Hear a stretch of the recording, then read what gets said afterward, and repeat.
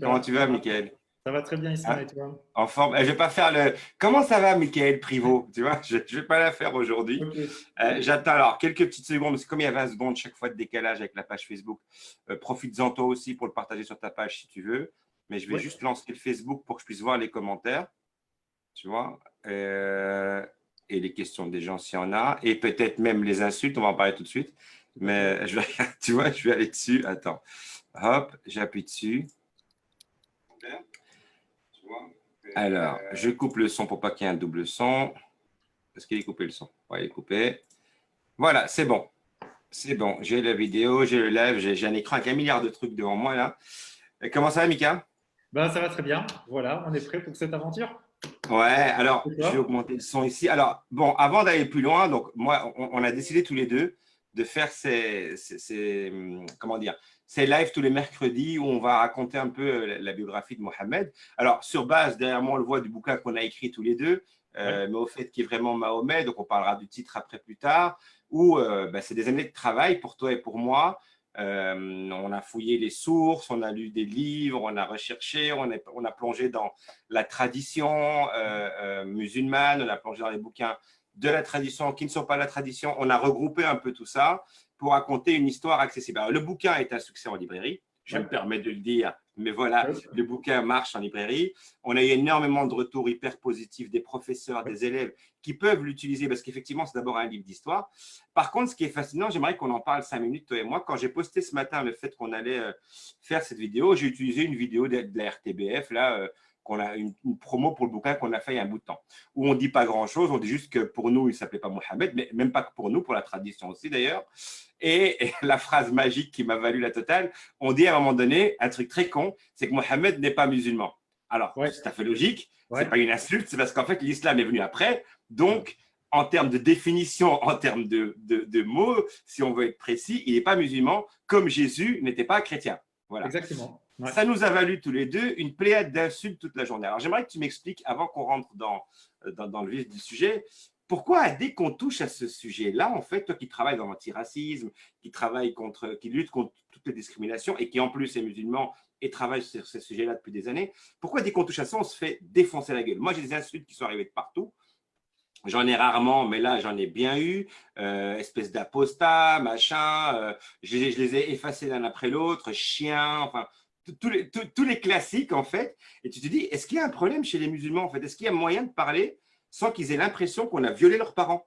En fait, est-ce qu'il y a moyen qu'on ait un débat sur un sujet n'importe lequel? On est, toi et moi, musulmans, donc on croit en ce qu'on dit plus ou moins. On a Ouais. envie de parler, un peu comme Averroès le faisait à l'époque, de discuter, Clairement. de remettre en question, parce que c'est ça le propre de la foi finalement. Mais dès que tu touches à ça, sans avoir fait de mal à personne, sans avoir critiqué personne, en laissant la porte ouverte au doute, en disant genre voilà, nous on écrit un truc, on essaye, tu ramasses des chiens, merde, enfin tout ce que tu peux imaginer. Tu peux m'expliquer pourquoi en fait? Je veux juste comprendre en fait. Bah oui, en fait, c'est un petit peu tragique. C'est-à-dire que, alors, oui, on est aussi des islamophobes, hein. Je ne sais plus si tu l'as dit. Ouais, Voilà, apostat et islamophobe dans la même phrase on a eu. voilà. Bon, on a notre place déjà garantie en enfer, je pense. Ouais. Ben, en fait, ce qui se passe, alors une des explications que moi j'ai envie de voir, c'est qu'effectivement, c'est quand ça touche très précisément l'histoire du prophète. Alors, c'est clair que si on commence à parler de l'islam en général, déjà, on se prend des volées d'insultes. Mais quand on touche à l'histoire du prophète, et en plus pour l'approcher de manière un peu plus critique, alors là, ça déchaîne les passions. En fait, je fais l'hypothèse que et ça s'est confirmé dans plein de débats qu'on a eu tous les deux, en vérité, c'est-à-dire que l'histoire du prophète, elle est très mal connue par les musulmans eux-mêmes. Quand nous, on a commencé à faire la recherche pour ce bouquin, on s'est dit, ben, on va faire, comme dans toute démarche historique, on va faire une bibliographie, rassembler les bouquins pour voir ce qui est écrit. Et ce que l'on a vu, c'est qu'en fait, il n'y a aucun bouquin, on va dire, un petit peu bien écrit, même aucun bouquin tout court, pour les jeunes 15-20 ans qui abordent l'histoire du prophète Mohammed de manière, on va dire, historique. Voilà. En fait, on a des ouvrages pour les adultes, très académiques, ou bien de la polémique, pour aller dans un sens ou pour aller dans l'autre, ou alors on tombe pour les petits, et alors là, c'est du bisounours, et pas très intéressant. Et en fait, on se rend compte que en fait, la figure du prophète à laquelle les musulmans aujourd'hui font tout en référence, elle est absolument pas connue. Ils connaissent on va dire, 2-3 propos comme ça, bricolés, pas trop même ce que le Coran dit à propos de Mohammed. Et du coup, ça devient, donc il n'est pas connu. Et le deuxième point, c'est que paradoxalement en plus, il est quasi divinisé. Alors si on dit ça, ils vont dire ah c'est pas vrai, il n'est pas divinisé, c'est un être humain, etc. Blablabla. Oui, mais non, en fait, il est quasi même Allez, très paradoxalement, un musulman n'aura quasi aucun problème à ce qu'on insulte Dieu, mais qu'on dise que Mohammed aurait pu être juste pas être musulman parce que l'islam n'était pas encore vraiment né de son temps, du coup, c'est pire que son insulter Dieu, quoi. Donc là, on va dire, c'est presque un indice d'une divinisation du prophète, quelque part, plus que Dieu, tu vois ce que je veux dire. Et donc là, on a ce paradoxe de pas de mauvaise connaissance et en même temps de l'avoir placé sur un tel piédestal comme le point central de la foi qu'on ne peut plus rien dire. Et c'est un vrai problème. Justement, alors, avant d'arriver dans le vif du sujet, parce que je vois un commentaire ici, pourquoi nous, on nous l'a souvent reproché, pourquoi quand on parle de Mohammed, nous, on ne dit pas sallallahu alayhi wa sallam? Pourquoi? Parce que déjà, du temps du prophète lui-même, les gens ne disaient pas ça autour de lui. Vous imaginez bien qu'ils disaient hey, salut Mohammed, sallallahu alayhi wa sallam. C'est quel délire. Donc je pense qu'il y a une première chose. Et d'autre part, c'est une formule de piété. C'est-à-dire que c'est quelque chose qui est venu avec le temps, qui s'est construit quand la figure de Mohammed a commencé à émerger pour les musulmans dans les siècles qui ont suivi son décès, qu'on a commencé à se rendre compte finalement de l'importance qu'il avait, qu'on a commencé à rajouter pour des questions de piété, de se faire plaisir, ce genre de formules de louanges en vérité, mais qui ne sont absolument pas nécessaires. Et donc ne pas le dire, ça n'enlève rien. Mais si on Et veut on peut le dire si on a envie de le dire. Voilà, voilà. tant mieux. Et voilà. Et donc nous, en plus, comme nous deux, on s'assume comme des musulmans qui vivons dans la cité, etc. On ne passe pas notre temps à répéter ces formules laudatives qui n'intéressent personne en vérité, à part sa foi intérieure. Et je connais des gens, par exemple, qui n'ont pas envie de le dire, mais qui le disent dans leur cœur. Ben, très bien, c'est ça qui compte, au fond. Et puis alors, d'autre part, si on prend notre démarche elle-même, on essaie d'avoir une démarche historique, c'est-à-dire qu'on se met sur un plan qu'on essaye neutre, et donc, on ne va pas ramener toutes les 20 secondes cette formule de louange qui en fait, Okay. n'intéresse que les musulmans et le reste de la société, quoi. Alors, on arrête le préambule. Donc, en gros, on le dit pour ceux qui vont suivre cette vidéo. On a un petit bonjour de l'imam Meïté d'Abidjan. Oh, Salut imam. Salut imam. Alors, on va le dire comme ça, on commence directement. Nous avons fait des travaux de recherche. Nous allons essayer de vous expliquer notre livre. Nous n'avons pas la science infuse. Nous ne voulons changer la foi ou quoi que ce soit de qui que ce soit. Chacun est libre de croire en ce qu'il veut ou ce qu'il ne veut pas. Nous avons eu besoin, Mickaël et moi, en tant que musulmans, en tant que lui chercheur, moi artiste, d'aller fouiller et de comprendre l'histoire de cet homme. On va vous la raconter comme nous on l'a comprise. Libre à vous de regarder, pas regarder, effacer. Tout ce qu'on vous demandera, vous pouvez poser des questions que vous voulez, mais je coupe toutes les insultes. Comme ça, vous le savez. Il n'y en a aucune qui passera, ça ne sert à rien. Vous pouvez ne pas être d'accord, vous avez le droit de dire ce que vous voulez, c'est le principe d'une discussion, mais par pitié, pas d'insultes, ça ne me touche même pas, hein, mais c'est par principe l'image que vous donnez quand vous insultez justement des musulmans, c'est qu'en fait, ils sont incapables de discuter. Voilà. Et ce qui est complètement faux. Alors maintenant, commençons. Mais, mon cher Mickaël, dans mes cours d'arabe de l'époque et dans mes cours de religion islamique des années 80 à Bruxelles, l'histoire des musulmans, elle est coupée en deux. Il y a, un peu comme Jésus-Christ, il y a avant Jésus-Christ, après Jésus-Christ. Il y a Mohammed, donc, et tout ce qui s'est passé par la suite. Et avant lui, on nous a parlé d'une période en arabe qui s'appelle la Jahiliya. Donc, en français, pour ceux qui ne comprennent pas, c'est la période de l'ignorance, l'obscurité totale, une espèce de Moyen-Âge exposant 200. C'est-à-dire qu'avant, il n'y avait strictement rien dans cette partie du monde et que la lumière est arrivée à ce moment-là. Donc, moi, la question que j'ai envie de te poser, c'est qu'est-ce qu'il y avait là avant, en fait? C'était quoi? C'était une ferraille? C'était Saint-Josse? C'était quoi, en fait? Explique-moi, qu'est-ce qu'il y avait avant que Mohammed n'arrive? C'était quoi l'Arabie avant? Ben en fait, l'Arabie, alors c'est vraiment la question super pertinente, hein. Donc, déjà pour dire que le fait les Arabes qui étaient du temps de Mohammed, avant qu'ils ne reçoivent la révélation à un certain âge, ils ne se considéraient évidemment pas dans la Jahiliya. Ils se considéraient dans leur civilisation, dans leur culture. Ils en étaient particulièrement fiers. C'était une culture aussi très très riche et on va y venir. Et donc, le fait de dire ce qui se passe avant la révélation est l'ignorance pure, exposant 200, comme tu dis, c'est un regard sur l'histoire qui va venir par la suite. Donc, déjà, ça montre qu'on n'est pas dans, on va dire, le factuel pur, on est déjà dans une relecture de ce qui s'est passé pour lui donner du sens, avec un avant, un après, etc. Ce qui est typique, on fait ça tout le temps, en vérité. Hein. On cesse de produire de l'histoire et de relire l'histoire pour donner du sens à ce que nous sommes aujourd'hui. Donc ça, c'est une première chose. Alors, l'Arabie, qu'est-ce que c'est? Alors, l'Arabie du 6e siècle. Mohammed est né voilà. en 5, plus ou moins, alors en théorie, hein, en 570, 570. Ouais. Qu'est-ce qui se passe dans cette région du monde à ce moment-là? Voilà.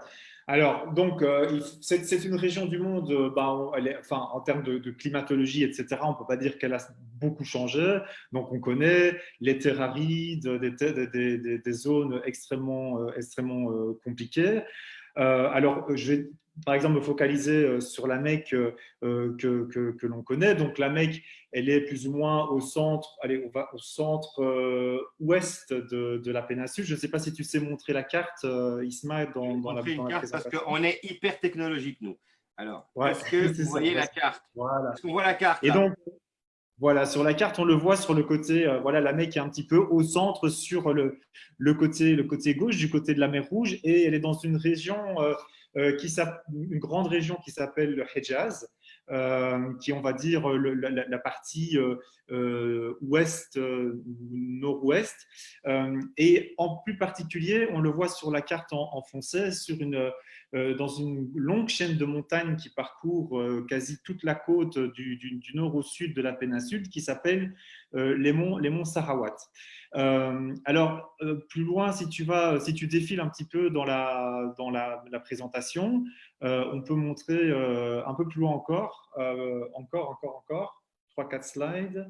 Voilà, là, c'est la Mecque aujourd'hui. Voilà, sur cette photo-là, on voit sur la photo de gauche, on voit une photo des montagnes, donc des monts Sarawat, où se situe la Mecque. Et à côté, je vais y venir, on voit la route qui monte vers la vallée, la ville de Taïf, ou l'oasis de Taïf, auquel je reviendrai tout à l'heure, qui se situe, lui, à 1800 mètres d'altitude. Mais en fait, donc, on se rend compte avec cette petite photo qu'en fait, il s'agit d'une zone aride. Il ne pousse rien dans cette région. Il y a un climat absolument dégueulasse. Donc, il fait chaud tout le temps, des températures de plus de 50 degrés. Il fait humide.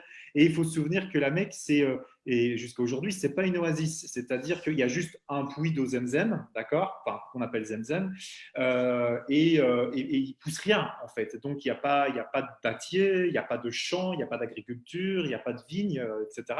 Tout ça, ça va se trouver à Taïf, dont je viens de parler, à 70 km au sud-est, ou alors à Médine ou à Najran, mais qui sont éloignés de plusieurs centaines de kilomètres de la Mecque. Donc, c'est un endroit très inhospitalier. Et d'ailleurs, pour le dire, la région très précise où se trouve la Mecque, ça s'appelle la Tihama. Et donc, Mohammed était appelé Tihami. Et honnêtement, je vais employer des mots vraiment un peu forts, voilà, mais à l'époque, c'était considéré comme le trou du cul du monde, hein, vraiment. Donc, c'était moche, quoi. Il n'y a personne qui avait envie d'aller là-bas, d'accord? Et donc, ça permet de remettre en question déjà toute une partie du récit que les musulmans vont faire en disant oui, la Mecque, grand centre de pèlerinage, tout le monde s'y rassemblait, elle était sur les routes caravanières, etc. Et on a longtemps cru ça, et ça a été raconté, alors qu'en fait, maintenant que on a l'occasion de faire des recherches archéologiques assez poussées en Arabie, ce qui a d'ailleurs été très longtemps interdit en fait par les régimes politiques successifs. Ouais, et d'ailleurs, je rappelle qu'ils ont tout pété là-bas, en fait. Ils ont essayé de Oui, rien il laisser y a la au Mecque niveau qu'ils ont. archéologique. Voilà, et pour vous montrer les bâtiments qu'on a vus brièvement sur une des photos qui est dans la présentation. Et en fait, on se rend compte que la route caravanière, elle ne passait pas du tout par la Mecque, puisqu'on le voit, c'est dans les montagnes, il n'y a pas d'oasis, il y a juste un puits. Et à nouveau, ce puits-là, c'est intéressant parce que quand on a les témoignages des voyageurs du 18e ou du 19e, le puits Zemzem est un puits d'eau saumâtre. C'est une eau qui n'est pas très bonne en fait, hein, un peu dégueulasse. Pour nous, elle serait imbuvable pour nous aujourd'hui. Donc, quand on nous ramène les bidons d'eau de Zemzem bien pure, etc., il faut vous dire, les gars, c'est pas de l'eau de Zemzem. Donc, déjà, juste qu'on n'ait pas cette représentation là aujourd'hui, on a l'impression que c'était de l'eau cristalline qui sort du sol, etc. Non, c'est de l'eau saumâtre, donc avec des produits, enfin, je pense à base de soufre, je pense, qui s'explique d'ailleurs parce que c'est une région volcanique. Et donc, pour toutes ces raisons, il ne pouvait pas y avoir d'oasis, il ne pouvait pas y avoir de centre caravanier, et les caravanes qui remontaient du sud jusque Médine et puis l'Irak, la Jordanie, etc. La route caravanière était à 3 nuits de marche de la Mecque. Hein. Donc, c'était presque une Donc, je centaine de résume, kilomètres. comme ça, on ne se perd pas à la Mecque, on ne se perd pas dans le désert. Voilà, Alors, on ne va pas dans le justement, désert. donc, en Ouais. gros, ce que tu me dis, on va y arriver. Donc, pour l'instant, l'image qu'on a, la Mecque, donc déjà, on va retirer l'image qu'on nous a donnée de grands lieux de pèlerinage. Alors, il y avait des pèlerinages, on les mettra plus Oui. tard, mais route caravanière. Donc, la Mecque, vous fermez les yeux, tous ceux qui nous écoutaient là, et vous imaginez Las Vegas sans les casinos et sans Céline Dion, c'est ça? Ouais, grosso modo. Et avec Grosso modo. Alors, peut-être. Ouais, c'est un petit peu Las Vegas, mais du temps, enfin pré-colonisation, c'est-à-dire avec peut-être quelques clans de Premières Nations, on va dire aujourd'hui, parce qu'en fait, c'est ça surtout que comme le vocabulaire nous piège, en fait, il faut vraiment faire très attention à l'imaginaire. C'est-à-dire quand on dit aujourd'hui, ah, la Mecque, c'était une ville, d'accord? Donc nous, quand on est une ville, bah, on a Bruxelles en tête, on a Paris, donc on se dit beaucoup de gens, etc. Le Coran, il parle de Qaria. C'est-à-dire une bourgade, un village. Et donc, nous, on essaie un peu de faire l'exercice quand on essaie de compter un peu les gens qu'il pouvait y avoir à la Mecque du temps de Mohammed, donc ouais, voilà, dans sa jeunesse qu'il a pu connaître. Allez, on tape à quoi? 5000 personnes. Mais c'est même pas un quartier de Bruxelles, quoi, ou Paris. Donc, on est vraiment, tout le monde connaît tout le monde. C'est un tout petit bled, quoi. À Médine, ils seront un peu plus nombreux, on le verra, mais on laissera ça pour plus tard. Et donc, on voit que c'est une ville qui est finalement, oui, connectée, mais isolée, qui n'est pas un grand centre. Mais cette histoire de grand centre caravanier, de ville opulente avec beaucoup de gens, ça, par contre, c'est à nouveau une histoire qui va être construite bien plus tard, particulièrement sous la dynastie abbasside, donc qui va prendre le pouvoir bien après, en 750. Bah oui, eux, ils sont confrontés à des gens qui vivent à Damas, qui vivent à Suse, qui vivent dans des villes qui ont 3000 ans d'âge déjà à l'époque, qui sont des centres culturels et qui regardent bah, les Arabes et leurs descendants et les Abbassides, mais comme des cutéreux, quoi, en fait. Or, ça la fout un peu mal d'être. On a une religion qui est effectivement en train de se construire et qui est en train de révolutionner le monde, et on est des cutéreux, ça la fout un peu mal. Donc, on a besoin de s'inventer une histoire et de dire non, on vient d'un super centre de pèlerinage où il y avait des richesses et tatati et tatata, alors que non, c'était une petite bourgade et il n'y a aucun problème à ça.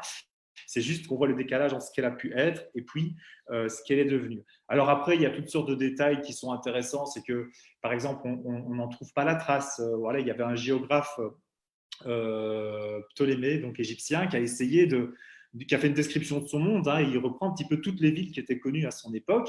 Alors ici, je te coupe, Mickaël. J'ai déjà une question qui correspond à ce moment. Alors, Sofiane nous demande la jahiliya par rapport à l'époque islamique. Le terme jahiliya est surtout utilisé pour distinguer la rupture créée par l'avènement de l'islam. Il y a aussi le terme pré-islamique. Alors, Maqab islam, donc ce qui est avant l'islam, juste parce que je vois très petit ce qui est écrit là, utilisé pour des raisons historiques.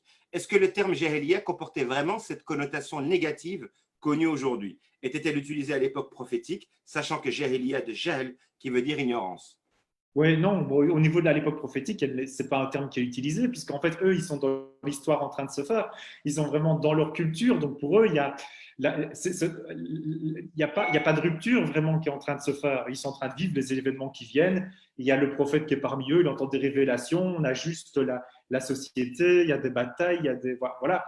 Donc, c'est vraiment bien plus tard. Alors là, je n'ai pas regardé en tête la date, si on peut vraiment préciser dans quel ouvrage est-ce que le terme Jahiliya est apparu. Je pourrais faire des recherches là-dessus, mais en tout cas, c'est plus tard que ça intervient, et définitivement pas du temps du prophète. Et c'est vrai de dire ce qui se passe avant l'islam dans la traduction arabe qui a été donnée par Sofiane, c'est plus intéressant d'utiliser cela puisqu'on ne met pas une connotation négative. Il y avait une société, il y avait une culture, et alors, pour revenir sur cela, et toujours en lien avec notre description du terrain, c'était un endroit, enfin, la culture, par exemple, culture de l'oralité, ça on connaît, où la poésie était un des monuments de la culture, c'est-à-dire que on se rassemblait dans des grandes foires. Il y en avait à Oukaz, près de à une centaine de kilomètres de la Mecque. Il y a d'autres endroits où on allait adorer les divinités, on se rassemblait pour faire des alliances entre tribus, entre clans, régler des problèmes, faire des arbitrages, mais aussi faire des concours de poésie. Et l'islam en est la culture musulmane qui va en sortir est remplie de témoignages de poètes, etc. On raconte par exemple que Ali, qui est un des premiers musulmans, gendre du prophète, on lui aurait lancé le défi autour d'un feu le soir, comme ça, lors d'un camping. Allez, tu nous ferais bien une petite poésie, par exemple, sans utiliser, avec des mots, enfin, sans utiliser la lettre alif, par exemple. Alors, en arabe, il y en a déjà, alif, il est quand même assez présent, quoi. Et donc, le challenge, c'était de se faire une poésie qui ait du sens, qui soit belle, sans utiliser un seul mot avec le alif. Et voilà, donc on a des témoignages de ce genre de choses. Donc, on voit cette culture-là, elle était extrêmement riche. Et d'ailleurs, le Coran, qui lui est en dialogue avec son contexte, il se pose sur le terrain de la poésie, il se pose sur le terrain du langage, parce que c'est là qu'en fait est le vrai débat, si on peut dire, dans cette société. Alors revenons-y, parce que ça, on va y arriver beaucoup plus tard. On revient. Donc, on est en 570, 570 pour ceux qui ne comprennent pas le belge. On est en 570. On a décrit la Mecque, donc ce n'est pas du tout un grand centre comme on a pu le croire. C'est une petite bourgade perdue au soleil, grand cagnard, quasi pas d'eau à part une petite source, pas de ressources, quasi rien, et quelques familles, quelques clans, quelques tribus qui gèrent un peu tout ça. Mohamed est né, encore une fois, plus ou moins 570. Alors, si on a la foi, on se dit il est né, paf, au bon moment. Il est arrivé à un moment précis. Si on n'a pas la foi, on se dit que l'histoire est quand même très ironique et l'histoire a beaucoup d'humour parce qu'effectivement, il vient au monde à un moment très important. S'il n'était pas venu au monde à ce moment-là de l'histoire, peut-être que l'islam comme on connaît n'aurait jamais existé. Qu'est-ce qui se passe à ce moment autour de la péninsule arabique? Voilà. Alors, juste peut-être encore un petit mot pour finir de décrire. Donc, je me suis un peu focalisé sur la Mecque et cette région-là, mais il faut savoir évidemment qu'il y a le reste de la péninsule. Hein. Et donc, par exemple, au sud, on a le Yémen, qui est ce qu'on a appelé l'Arabie heureuse pendant toute l'Antiquité, parce qu'effectivement, là, il pleut, il y a des moussons, donc il y a de l'agriculture, c'est riche, il y a de l'élevage, et puis c'est une partie de la péninsule qui est en contact à l'ouest avec la corne d'Afrique. Et donc, l'Éthiopie, le royaume d'Aksum, qui est aussi une région extrêmement riche en vérité. Et puis, par l'ouest, Oman, avec la Perse et l'océan Indien, etc. Donc, où convergent les richesses, les échanges commerciaux, etc. Et puis, au nord, on a tout le croissant fertile. Aujourd'hui, Irak, Jordanie. Et donc, avec aussi toutes les civilisations. Et j'y viens. Les empires qui sont en train de se regarder en chien de faïence. Et donc, il y a deux grands empires. D'un côté, il y a l'empire byzantin, l'empire romain, alors plus celui de Rome, puisqu'il s'est fait démantibuler par les barbares, entre guillemets, par les tribus germaniques en 476, et dont le flambeau a été repris à Constantinople, qui est devenu Istanbul, et qui est un empire qui a 1000 ans à cette époque-là, et donc qui gère toute la partie, on va dire, orientale de la Méditerranée, ce qui est aujourd'hui la Turquie, Palestine, l'Égypte, le nord de la Libye, etc., qui est un espace, on va dire, relativement de paix, prospère, qui assure, on va dire, les échanges commerciaux. Et de l'autre côté, on a ce qu'on appelle l'empire sassanide, perse, qui est lui aussi un empire d'une très haute civilisation. Alors celui-là est un petit peu plus court, hein, il a 3 siècles, mais il se construit lui-même sur l'empire parthe, qui est encore bien plus ancien. Et qui lui recouvre une grosse partie de l'Irak. Leur capitale est à Ctésiphon, à 30 km de Bagdad, et puis tout l'Iran actuel, et presque jusqu'à l'Afghanistan, etc. Donc c'est une zone géographique aussi immense. Et en fait, là, on est vraiment sur la ligne de partage, si on peut dire, et on va dire chaque empire a ses tribus arabes. Alors les Romains ont les Rassanides, qui sont situés grosso modo sur Palestine, Jordanie, Israël, et les Sassanides ont les Lahmides, qui sont sur le sud de l'Irak, l'ouest de la péninsule jusqu'à Oman, et qui sont un petit peu qui sont des royaumes arabes, tous les deux chrétiens, pas de la même obédience, mais tous les deux chrétiens, et qui sont là pour essayer de contrôler les trublions qui sortent régulièrement de la péninsule arabique et qu'on appelle les Saracènes, c'est-à-dire ceux qui vivent sous des tentes et qui font des razzias dans le nord parce que c'est les régions riches. Et donc, ils rentrent là-bas, ils pillent, prennent du butin, enfin voilà, l'or, argent, esclaves, femmes, etc., bétail, et puis ils rentrent à nouveau dans la péninsule où personne ne peut aller les suivre parce qu'à cause du climat, et puis ils connaissent le terrain, etc. Et donc, on Donc, a pour cette... schématiser, pour que tout le monde Ouais, comprenne, on a l'Arabie, ce qu'on ouais, appelle l'Arabie, je l'ai fait exprès, mais on a vas-y. l'Arabie là. Oui, On a deux empires qui la prennent en tenaille, deux empires ennemis. oui, On a Byzance et les Perses, oui, d'accord, c'est qui se ça. battent et qui, on va être honnête, au VIe siècle, commencent à fatiguer. Ouais, Leur rein commence à tenir de moins en moins. Et donc, ce que tu nous expliques, c'est que l'Arabie est une espèce de terrain de jeu dans ouais, lequel chacun a ses tribus ouais, qui lui sert un peu d'avant-garde pour taper un peu sur l'autre et pour protéger. Alors, ouais, question. Donc voilà, donc vous imaginez tous et toutes, voilà, l'Arabie au milieu, Byzance d'un côté, donc Byzance, c'est le christianisme, c'est l'Empire romain, etc. Je schématise rapidement. ouais, Et la Perse de l'autre côté, ouais, qui sont là, d'accord, qui se tapent ouais, dessus. Et on a l'Arabie au milieu. Et en Arabie, on a chaque fois des tribus ou des clans qui sont inféodés à un empire ou à un autre. On ouais. a parlé de christianisme. Est-ce qu'à ce moment-là, il y a des Arabes chrétiens, des Arabes juifs là en Arabie? Ah, mais carrément. Donc, ce qu'il faut savoir, c'est que le paysage, on va dire, religieux, pour prendre des mots d'aujourd'hui de l'Arabie à cette époque-là, est très mélangé en fait. Donc, on a eu, par exemple, je reviens au sud de l'Arabie, au Yémen, par exemple, où on a eu dans le royaume de Himyar, c'est comme ça qu'il s'appelle, des dynasties juives. On a des tribus complètement judaïsées, mais on a aussi des chrétiens et ils se battent entre eux. On a les Éthiopiens qui sont un royaume chrétien, qui viennent régulièrement, qui font des traversées pour aller reprendre le pouvoir, taper sur les juifs pour aller reprendre des terrains, les juifs qui reprennent le pouvoir aussi de ce côté-là. Il y a encore des polythéistes aussi qui sont toujours présents sur les mêmes territoires. Et on voit, et c'est pas rare, des tribus qui sont où on a des chrétiens, des juifs, des polythéistes, etc. Et en fonction des alliances, des mariages, bon, on passe plus ou moins de l'un à l'autre. Ah Et ben on a justement, on arrive à ça. On arrive à un truc hyper important, ouais, j'aimerais que tu en parles. C'est que ouais, justement, donc, pour que ce gros bordel puisse vivre ensemble, à savoir des Arabes juifs, des Arabes chrétiens, des ouais, Arabes polythéistes, comme on les ouais, appelle, des monolatristes, tout ce que tu veux, pour qu'ils puissent vivre ensemble, ce qui primait donc, ce n'était pas ce en quoi ils croyaient, mais les alliances qu'ils faisaient c'est entre ça. eux, c'est ça? Ouais. Donc en fait, voilà, il ne faut pas se représenter.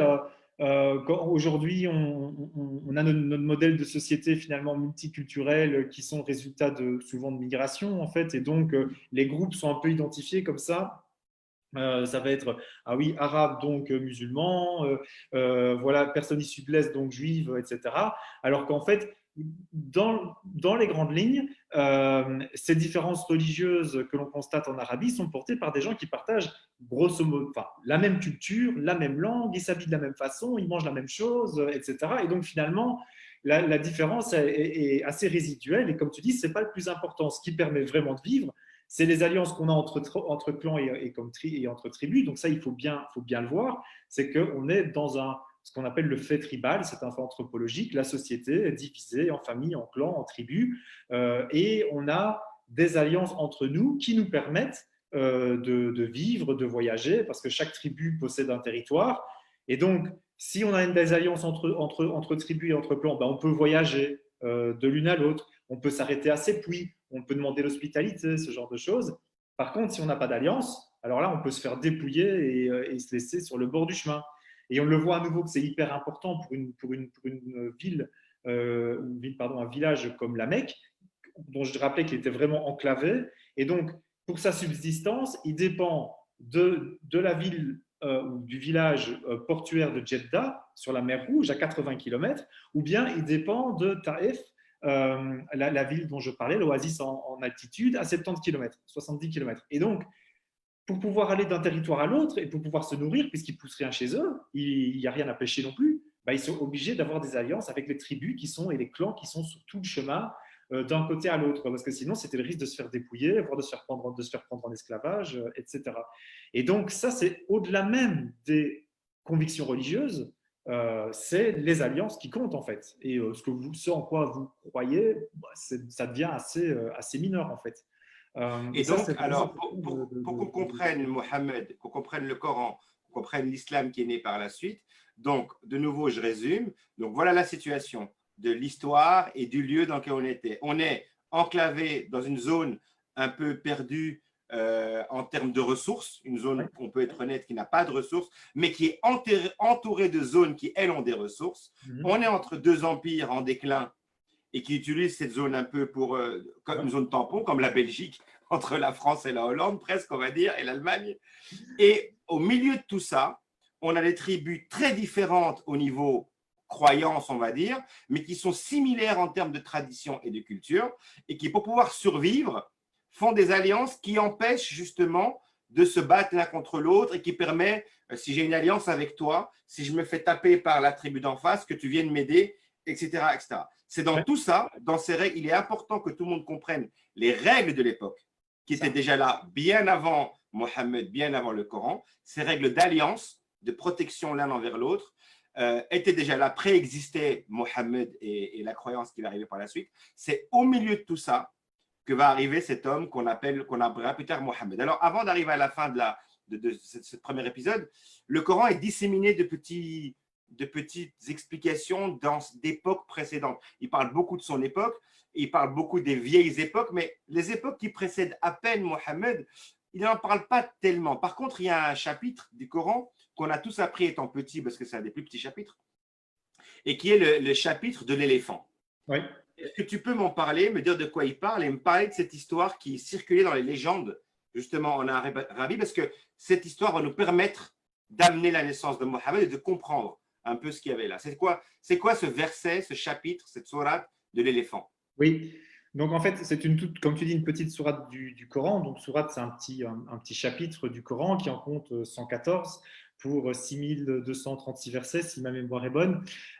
Et donc, qui raconte l'histoire d'une armée qui possédait un éléphant et qui se serait fait, on va dire, démonter par des oiseaux qui auraient jeté des pierres, des boules d'argile, enfin, on ne sait pas trop, et qui est pris un petit peu comme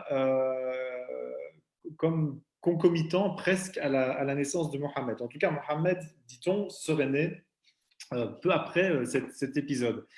Alors, c'est évidemment un fait qui est assez intéressant.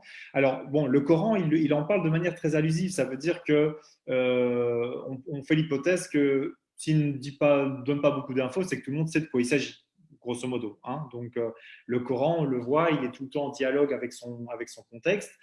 Et donc, là où les gens où il ne donne pas beaucoup d'explications, ça veut dire qu'il est en train de parler de faits communs qui sont évidents pour tout le monde. D'accord ? Donc, cette histoire-là, il n'en donne pas, donc ça veut dire qu'elle est dans les mémoires.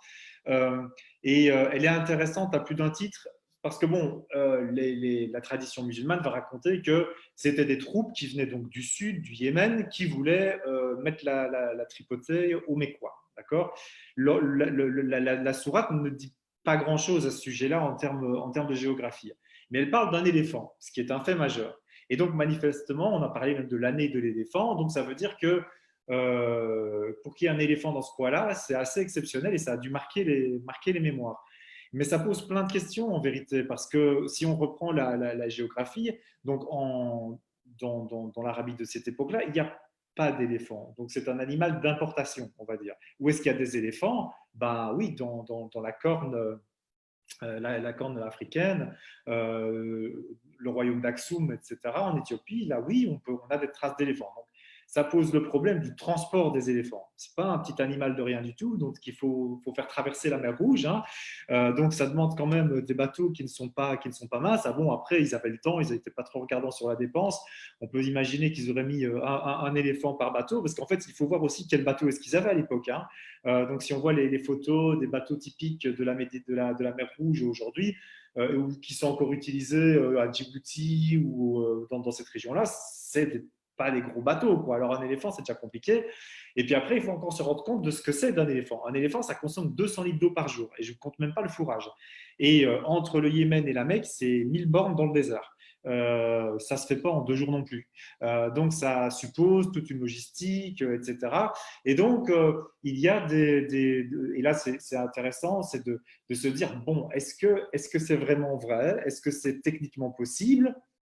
Bon, il y a des questions par rapport à ça. D'autres vont dire oui, mais on a trouvé effectivement dans le sud des stèles, hein, donc des gravures, qui montrent des éléphants et qui pourraient faire référence donc à la présence d'éléphants plus ou moins régulière dans le coin. Mais ça pourrait aussi être simplement des animaux, on va dire des représentations des animaux qui sont de l'autre côté du détroit en fait. Hein. Donc, ça ne veut pas nécessairement dire qu'il y avait de vrais éléphants. Mais ça pose une vraie question parce que du point de vue archéologique, on a peu de témoignages, donc on est obligé de faire, si je puis dire, des calculs, qu'est-ce qui était possible, etc. Et donc, ça pose la question de est-ce que cette histoire est vraiment vraie? On en sait, pour le moment, l'historiographie musulmane, donc les musulmans vont dire, bah oui, elle est vraie, le Coran le dit, c'est une vérité. Justement, Sofiane te dit, justement, il te demande, Sofiane, l'éléphant, d'après la tradition, s'appellerait Mahmoud et il s'appellerait comme ça parce qu'il a refusé d'aller détruire la Kaaba. Ouais, bah oui, entendu en fait, c'est ça l'histoire, c'est qu'en fait, arrivé près de la Kaaba, l'éléphant se sera agenouillé, il aurait refusé d'aller plus loin, signe de Dieu, patati et patata. Et donc, oui, la tradition lui a donné Mahmoud, mais je veux dire, l'armée avec laquelle il était, je ne pense pas qu'ils ont dû le féliciter si ça a vraiment été le cas qu'il avait mis le genou à terre. Et les Mécois ne l'ont pas gardé pour lui donner du fourrage. Quoi. Donc, voilà. Il a dû finir en brochette. Ouais. Et Soufiane dit aussi, la provenance de l'éléphant pourrait peut-être être d'Inde ou de ces régions. Les Perses utilisaient les éléphants dans des guerres. Est-ce possible? Alors, à nouveau, la question, c'est il faut essayer de se représenter de ce que ça pourrait être de faire venir un éléphant de Perse qui serait redescendu, alors qui serait passé par le détroit d'Ormuz de l'autre côté, qui serait passé par Oman, le Yémen, et qui serait remonté. Donc, on est dans une problématique qui est aussi complexe et on ne peut pas l'imaginer le faire venir par le nord, redescendre par le sud, faire le tour. Je veux dire, en fait, ce qui est vraiment important quand on fait ce travail particulièrement complexe, puisqu'en fait, et là, on peut, ça introduit à la problématique des sources en vérité. C'est-à-dire que on a peu de sources archéologiques. Alors, on en découvre encore, hein, puisque maintenant, on peut avoir accès à plus de sources archéologiques, puisqu'il y a une libéralisation du régime, etc. Mais on a aussi peu de témoignages écrits. Le témoignage écrit le plus proche de cette période où Mohammed a vécu, c'est finalement le Coran, mais qui lui-même a été écrit entre 30 et 60 ans après Mohammed, ce qui pose encore là aussi un ensemble de problèmes. Ben justement, j'ai voulu parler de ce verset-là, excuse-moi de te couper, Oui. Mickaël. J'ai voulu justement en parler parce que dans tout le travail qu'on va faire, qu'on a fait et qu'on va vous montrer maintenant à chaque épisode, on avance dans la vie de Mohammed jusqu'à sa mort. Ce verset est très intéressant parce que, voilà, le verset, en fait, le chapitre, pardon, la sourate, on va prendre juste la première phrase qui est Alam tara kayfa fa'ala rabbuka bi ashabil fil. N'as-tu pas vu comment ton Seigneur a fait, a traité, a géré, on va dire. Et là, c'est très important, les compagnons, les amis, les compagnons, la compagnie de l'éléphant.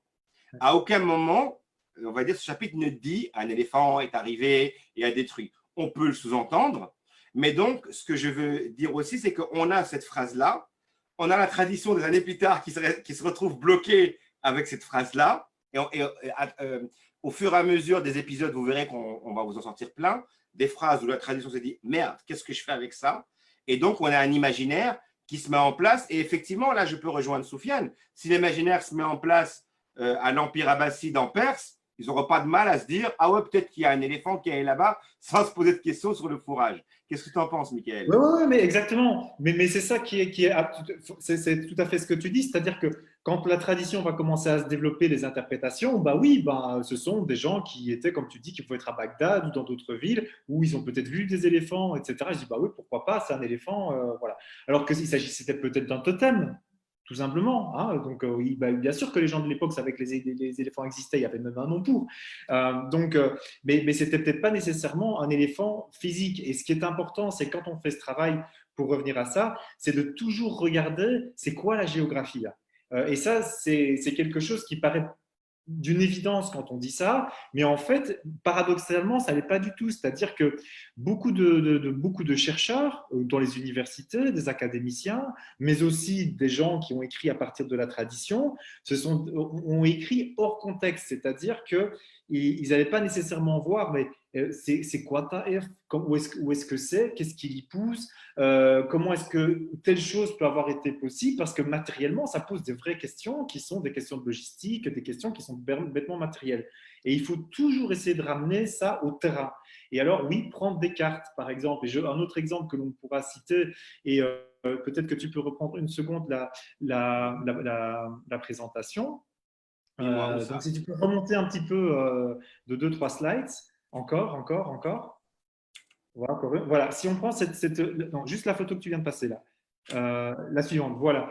Donc là, on a très typiquement des volcans qui sont dans la région de Médine. Donc à Médine, l'oasis médinoise est une oasis volcanique entourée de volcans. Certains sont il y a des cheminées qui sont encore actives à l'heure d'aujourd'hui. Et donc, là, les volcans qui sont photographiés dans l'image du bas, ce sont les volcans qui ont explosé en 1256 et qui ont failli mais couvrir Médine de lave et de la faire disparaître de la carte.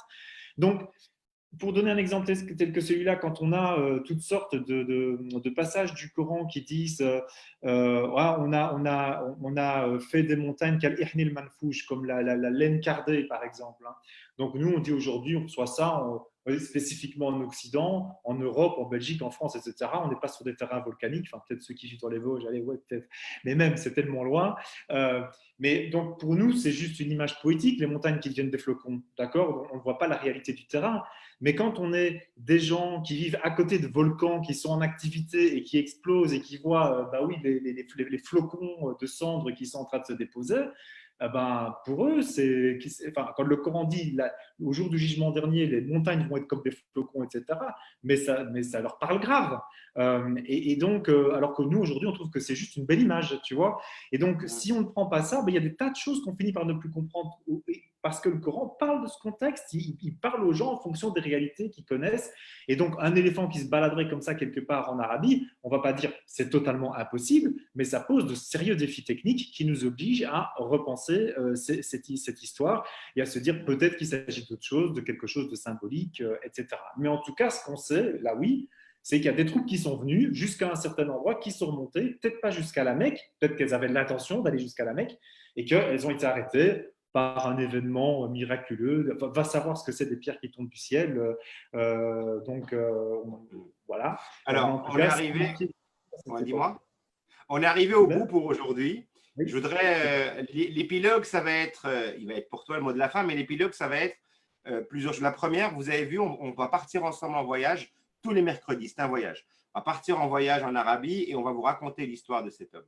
Les règles qu'on vient de mettre en place sont très importantes. Bien sûr qu'on a le droit d'avoir la foi, on a le droit d'y croire ou de ne pas y croire. Mais nous, même si on a la foi, pendant ce moment où on va vous raconter ces histoires, on va mettre la foi de côté et on va plonger dans l'histoire. Et donc, les règles qu'il faut garder à l'esprit pendant tout ce voyage que vous allez faire avec nous, c'est toujours vous souvenir du lieu où ça se passait, du temps où ça se passait et du peuple avec lequel ça se passait. Tant que vous n'avez pas ça à l'esprit, vous allez mélanger les histoires et ne rien comprendre. Il faut toujours se dire, on était au fin du VIe siècle, comment était la fin du VIe siècle dans cet endroit du monde, quel était cet endroit du monde. Et là, aujourd'hui, Mickaël a pris tout cet épisode pour vous décrire l'endroit. Voilà où est né Mohammed. Voilà où est né ce mouvement, ce petit mouvement qui plus tard va devenir ce qu'on appelle l'islam. Voilà où c'est né. Dans un territoire aride, un territoire difficile, où il faut se battre pour survivre, où tuer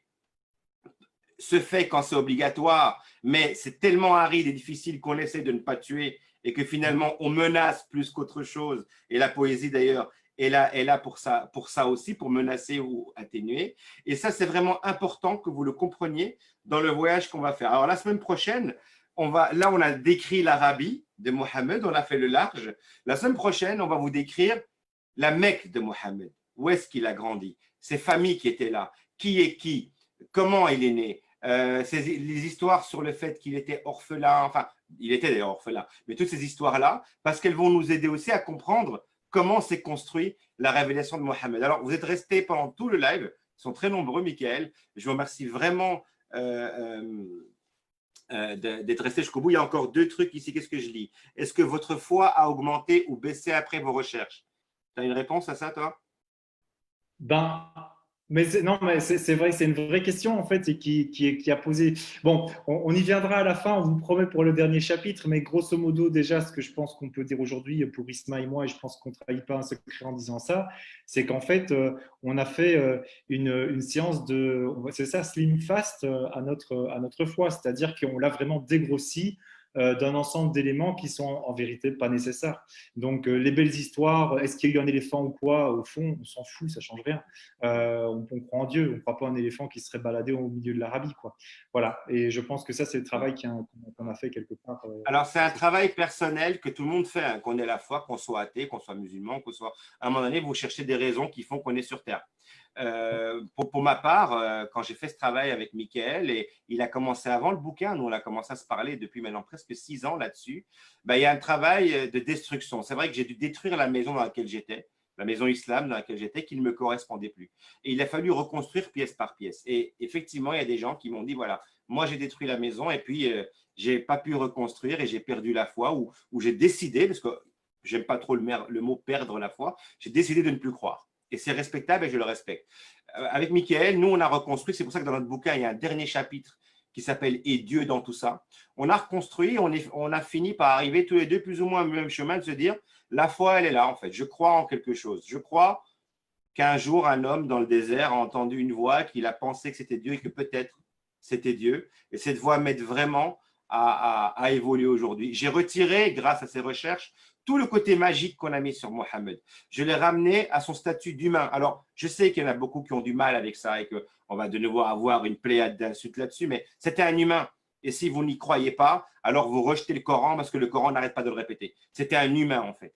Il s'est même fait réprimander par Dieu dans le Coran à plusieurs reprises. Il a fait des erreurs. C'était un humain. Quand on l'a rendu humain, Michael et moi, à force de chercher cet homme et qu'on l'a retrouvé, on a enfin commencé à l'aimer. Parce qu'on ne l'aimait pas au début. On le divinisait comme tout le monde et tout le monde lui disait, vous n'arriverez jamais à la cheville de Mohammed, c'était le meilleur homme sur terre, etc. Et j'ai toujours en rigolant, c'est comme être le fils d'une star, le fils de Johnny Hallyday. Tu sais que tu ne vas jamais réussir dans ta vie parce que le gars, il est hyper connu et tout le monde l'adore et toi, tu es une sous-merde. Et c'est le sentiment qu'on retrouve parfois chez beaucoup de gens. Et quand on a fait tout ce nettoyage et qu'on a retrouvé l'homme caché derrière tout ça, derrière la divinité, moi, j'ai aimé l'homme et je l'aime, cet homme. Et c'est pour ça que à tous ces gens qui pètent des câbles, disant, ouais, parlez pas de lui, moi, j'ai le droit de parler de lui parce que je l'aime, en fait. J'aime profondément cet homme parce qu'il est devenu humain et parce qu'on a pu voir ses erreurs et toutes ces belles choses qu'il a pu faire. Alors, prochain épisode, bien sûr, on va parler de Mohammed, de la Mecque, de tous les clans, de toutes les tribus, d'Abu Sufyan et compagnie, et de tous ces gens, de tous ces héros, parce que c'est vraiment une superbe histoire. Elle est shakespearienne, l'histoire de Ouais, Mohammed. c'est une saga en vérité, ouais. Alors, Shakib, la dernière phrase pour lui, dans la communauté, il y a un problème, on apprend beaucoup de choses par cœur sans chercher. C'est vrai, Ouais. mais aujourd'hui, je vous le répète, on n'a pas d'excuses. Et c'est la raison pour laquelle on a écrit ce bouquin, Michael et moi, c'est parce que nous, quand on avait 15-16 ans, on aurait rêvé de trouver ce bouquin, en fait, et qu'on puisse nous aider, nous expliquer des choses. Au lieu de ça, on a trouvé des recueils de hadiths, enfin des recueils de plein de choses qui n'étaient pas très, très utiles, en tout cas à l'époque. Merci d'être resté jusqu'au bout. La vidéo va rester sur ma page tout le temps. Vous pouvez venir la revoir, la partager, etc. Je vais l'uploader sur YouTube et il y aura aussi un lien YouTube pour ceux qui ne veulent pas aller sur Facebook. Je vous donne rendez-vous, enfin nous vous donnons rendez-vous, Michael et moi, mercredi prochain, même heure, même chaîne, 21h. Et là, on vous parlera de la naissance de Mohammed et de tout ce qui entoure sa naissance et du lieu dans lequel il est né. Merci beaucoup à vous toutes et vous tous. Bonsoir à toutes. Merci Isma.